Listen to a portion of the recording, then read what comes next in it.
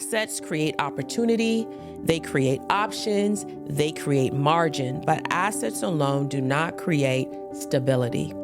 History shows us that wealth without preparation often disappears within 1 or 2 generations. Research on wealth transfer frequently cites that a majority of family wealth is lost by the 3rd generation. I could cry when I was reading that, not because of lack of money, but because of the lack of structure and preparation.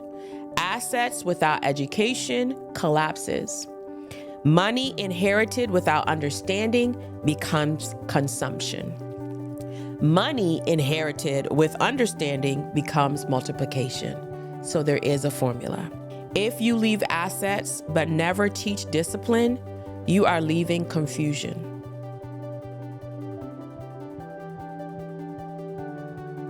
Hey everyone, so happy that you've joined me today. I am Sybil Bull, your host for Faith Based Optimum Living, and I am excited to continue what we've started in season 4. We're talking about building legacy. Woohoo! Such a wonderful, so important, big conversations, big moments for us to think about. And I am so glad that you're with me. This is something that I had not thought about when I was younger.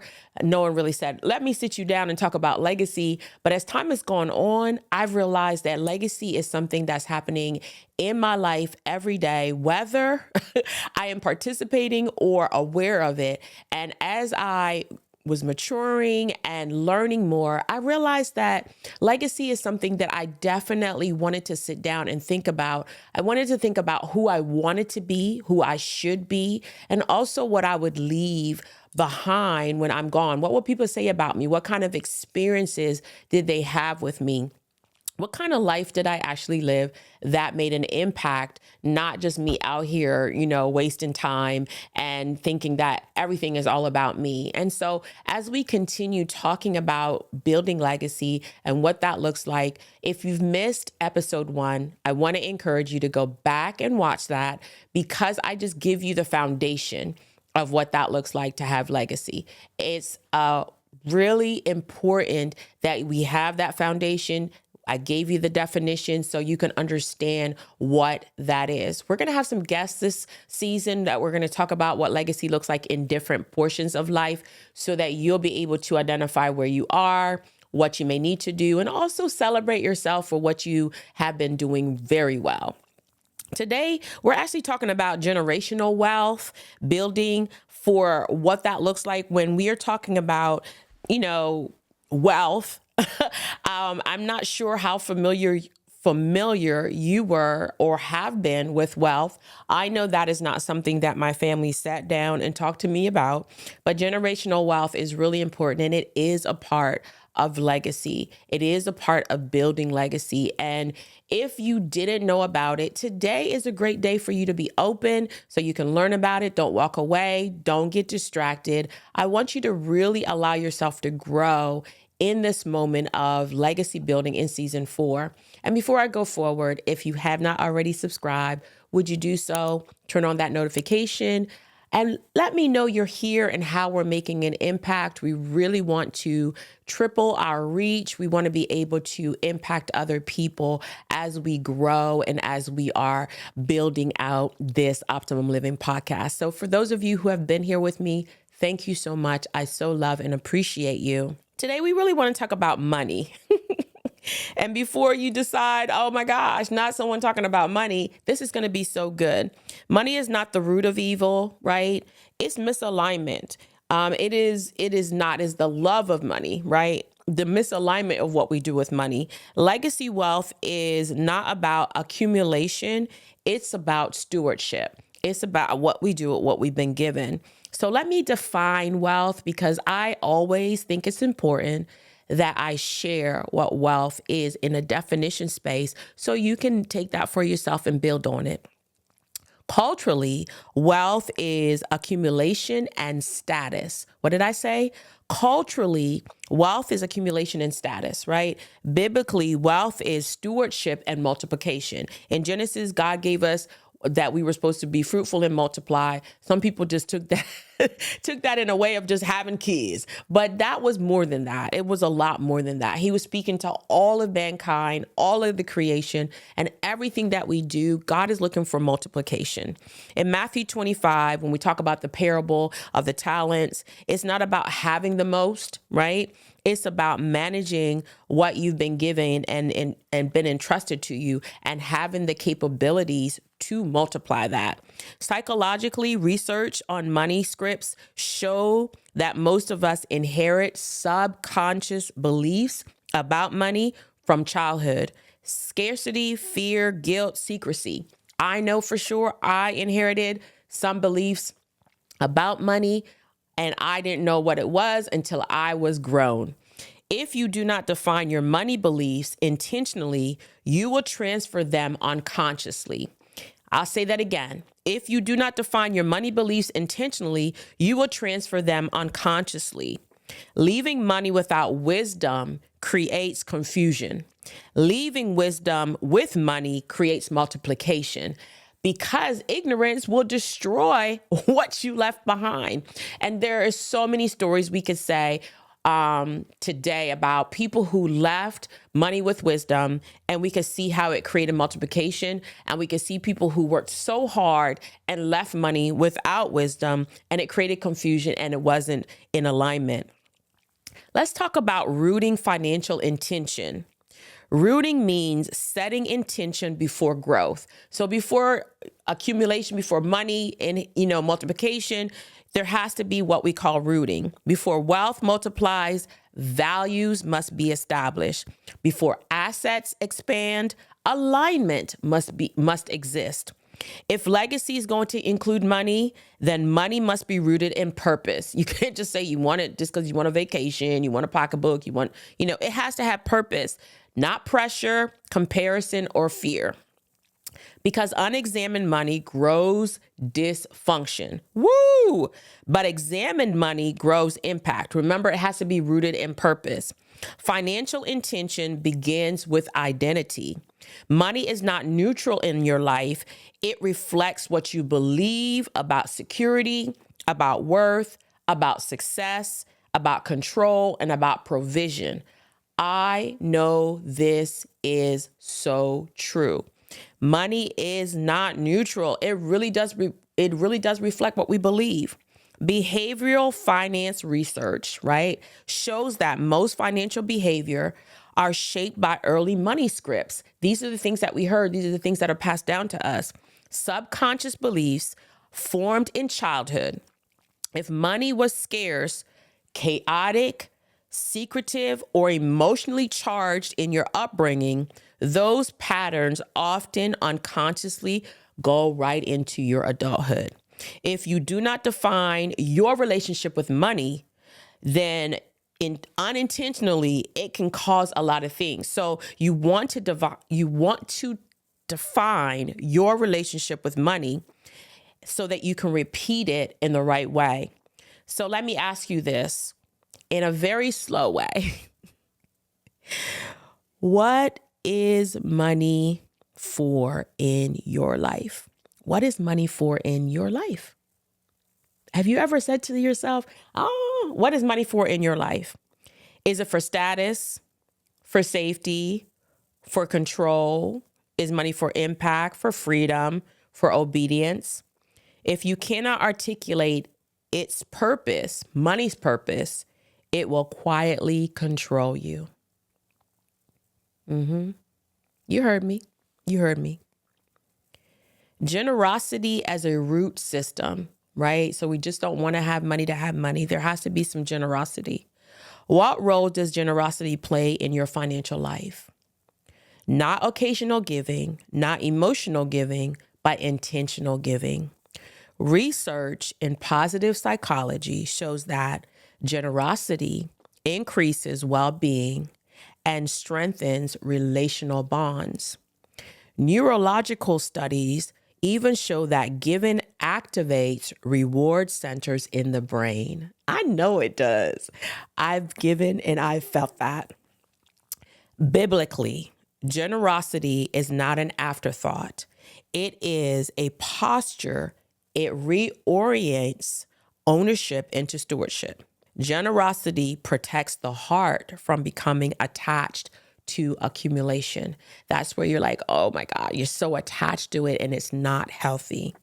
If you build wealth without generosity, you may increase resources, but decrease impact.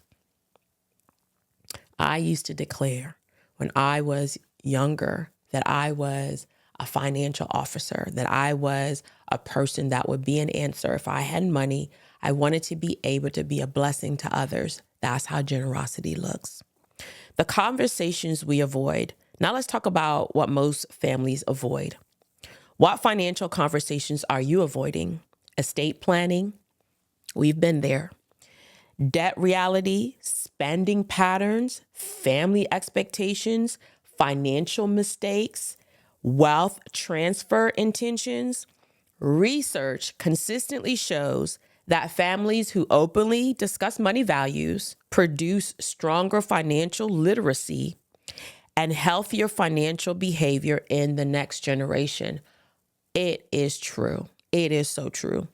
Avoidance creates ignorance, silence creates assumption, and clarity creates empowerment. When money is not discussed, children learn about it indirectly through stress, through your tone, through your tension. When money is discussed intentionally, they learn responsibility, stewardship, and discernment. This is so important. We'll have to come back and do another season just on money because it's a part of optimum living, and it's important that we understand how it fits into legacy. I know for myself that there was some legacy things that I received financially from my upbringing, but there was also other things that I didn't have that led into me not having knowledge or understanding. And I don't believe that it was intentional, but that's just what happened. And so every generation, you want to get better when it comes to money. You want to study, you want to learn, you want to have your own beliefs. And then you want to be able to pass that on in a conversation. Your child asks you, can I have an ice cream cone? And you're like, we ain't got that money, blah, blah, blah. You go off. You want to explain the values. You want to explain how you're stewarding things. You just want to talk to them about it so that they don't take the tone and pass that down when they become parents. Let's talk about root before you grow. Rooting financial intention means this: writing a financial mission statement. How many of you have done that? Clarifying your giving philosophy. How many of you have done that, right? We're rooting it. Defining your long-term wealth goals. Naming the emotional patterns you want to break. We all have emotional patterns when it comes to money. Establishing transparency where secrecy once existed. Because if you grow financially without rooting intentionally, you amplify whatever dysfunction already exists. Wealth magnifies identity. If you do not root money in purpose, it will grow in security. Money is not just about dollars. It is about direction. And legacy wealth is not measured only by what you have and what you leave, but by what you teach, what you model, and normalize along the way. There are 4 pillars. I'm going to give this to you because I think it's important. I'm taking my time. This season is really deep and important. The 4 pillar of generational wealth that we model. If we're going to talk about generational wealth, we must define it correctly. Generational wealth is not just accumulation. It is preservation, multiplication, and transmission. And it rests on 4 pillars: assets, education, giving, and governance. If you remove one, the structure is weakened. Let's talk about assets. Assets are the tangible resources. That's your cash revenues, your investments, your real estate, your business ownership, insurance structures, retirement accounts. Assets create opportunity, they create options, they create margin, but assets alone do not create stability. History shows us that wealth without preparation often disappears within 1 or 2 generations. OMG. They worked so hard, they did all of this, and here it is. Nobody has land, nobody has the house, everything is gone 2 generations, 3 generations later. Research on wealth transfer frequently cites that a majority of family wealth is lost by the 3rd generation. I could cry when I was reading that. But because of lack of money, not because of lack of money, but because of the lack of structure and preparation. Assets without education collapses. Money inherited without understanding becomes consumption. Money inherited with understanding becomes multiplication. So there is a formula. Let's talk about education. Education is financial literacy. Oh, I had to go through that. I was so limited in financial literacy. I had to sit with myself and learn some things, and I'm still learning. Education is a financial literacy and wisdom transfer. It includes teaching children how money works, modeling budgeting and stewardship, not just winging it, going by your emotions, explaining investment principles because you've learned it, discussing mistakes openly because we all make them, clarifying risk and responsibility. Education protects assets from emotional decision making.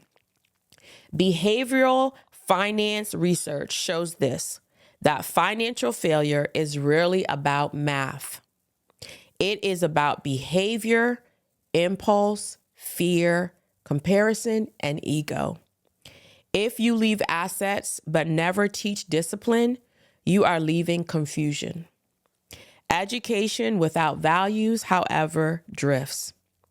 Because financial intelligence without moral compass can produce entitlement. Multiplication or greed. Whoo! Education must be anchored in character.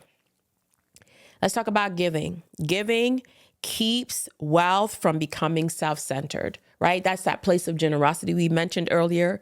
It builds gratitude. It builds humility. It builds perspective. Biblically, generosity is part of the wealth framework. It prevents ownership from becoming idolatry. Strategic giving means supporting causes aligned with your convictions, teaching your children why you give, or your grandchildren, or your auntie, or your nieces, or whoever it is, creating family giving traditions, measuring impact, not just dollars. What we did, how did it impact someone? We gave so much money to such and such, but how did it impact? That's really important. Giving without strategy dilutes impact. I have been guilty and had to learn that. If generosity is emotional and inconsistent, it becomes reactive. If generosity is intentional and structured, it becomes legacy. Giving shapes how future generations interpret abundance. These are some of the things we've asked ourselves. This is some of the things that we've wondered about people. How are they able to do it? I'm giving you some really good nuggets and principles and information and knowledge that you can apply for yourself. Number 4, governance. Governance is the least discussed and most critical pillar. I will confess, this part of governance is what I learned and have been learning for the last several years. Governance is structure. It includes wills and trusts, clear beneficiary designations, business succession plan, family decision-making frameworks, define roles and responsibilities. Again, I told you we have 7 children. They're married. They're having kids. We've had to sit down and really start talking about what this looks like, how, who, the what, the where, educating ourselves, getting counseling, because it's so important. Governance protects families from confusion and conflict. Many families lose not just wealth, but relationship. They stop talking to each other. People start arguing. People start coming at each other because when you're gone, if you don't have things in place, this is a painful place where people have to figure it out for themselves. Because there's no clarity, then that was never established, then it just causes a lot of hurt. Governance answers who decides, who manages, what are the expectations, what happens when something changes. Without governance, assets create tension instead of blessing. Legacy wealth is holistic, y'all. It is holistic. Assets create opportunity. If you have something, it will create opportunity. Education builds capacity. Educate yourself. Giving builds perspective. Governance builds protection. If you remove one pillar and the structure tilts, legacy wealth is holistic because inheritance is not just financial. Oh my gosh. I've been learning this. And this is why I wanted to take a moment to share what I've been learning, because it's so important, this governance, this legacy wealth, what it looks like, how it moves, what you have to do, what you have to learn, the structure you have to put in place. Proverbs 13:22 says this: a good person leaves an inheritance to their children's children.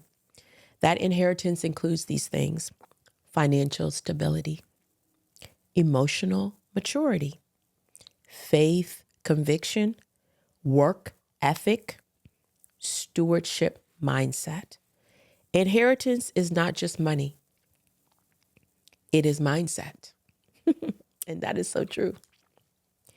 If you want wealth to last beyond you, build people as carefully as you build portfolios.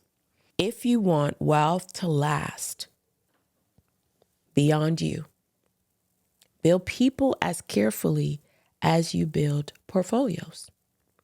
Because at the end of the day, the most powerful transfer is not currency, it is character. Money magnifies who you are already. Remember that. If you want your wealth to serve your legacy, you must define it now, not later. Don't leave it to chance. You must define it now. I know this was a more serious episode, but when I tell you I want this for you, this is what you're supposed to be doing. So many families have been left with turmoil because this portion of legacy and inheritance was not in place. And you don't have to be that, and you don't have to participate, and those you leave behind does not have to experience any of the things that don't go with when you are living in these places of not just giving money or leaving money, but leaving an inheritance and establishing it. Thank you so much for being here today and tuning into Optimum Living. Thank you for being here and staying till the end. I am Sybil Bull, helping you grow, live fully, and unlock the life that you are created to enjoy. Until next time, stay grounded, stay grateful, and keep reaching for the life that God has shown you. And remember, you are designed to live an optimum life. I'll see you next time.